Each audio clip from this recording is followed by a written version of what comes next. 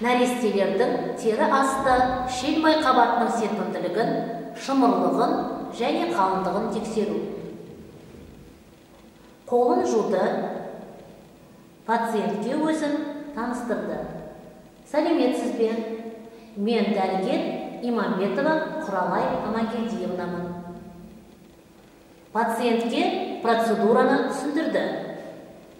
Мен қазір сіздің балаңыздың тері асты шелмай қабатының серпімділігін, шымырлығын және қалыңдығын анықтаймын. Пациенттен процедураны жасауға келісім алды. Сіз осыған рұқсатыңызды бересіз бе? Нәрестені алды, арнайы орныға жатқызып,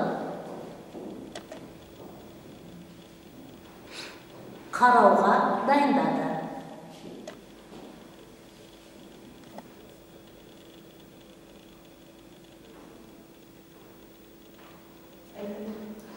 Оң қолдың үлкен және сұқ саусақтарымен іштің кіндігінен жанынан теріні қыртыс етіп ұстады.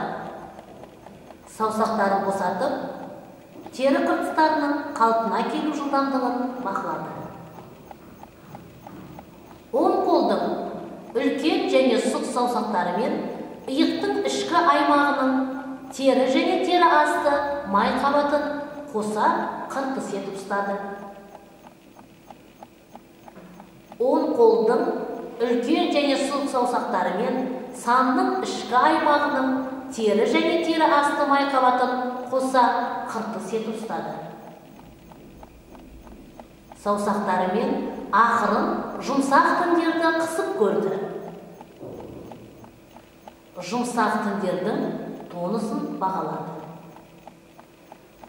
Оң қолдың үлкен және сұқ саусақтарымен іш аймағының тері және тері асты шелмай қабатының қыртыс етіп ұстады, май қабатының қалыңдығын анықтады.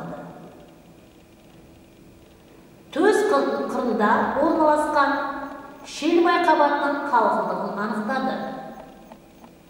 Жауырын астында орналасқан шелмай қабатының қалыңдығын анықтады.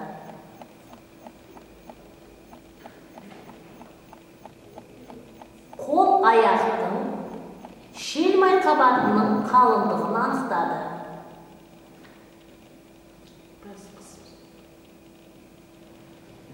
Бет пен ұрт аймақтарының шелмай қабатының қалыңдығын анықтады.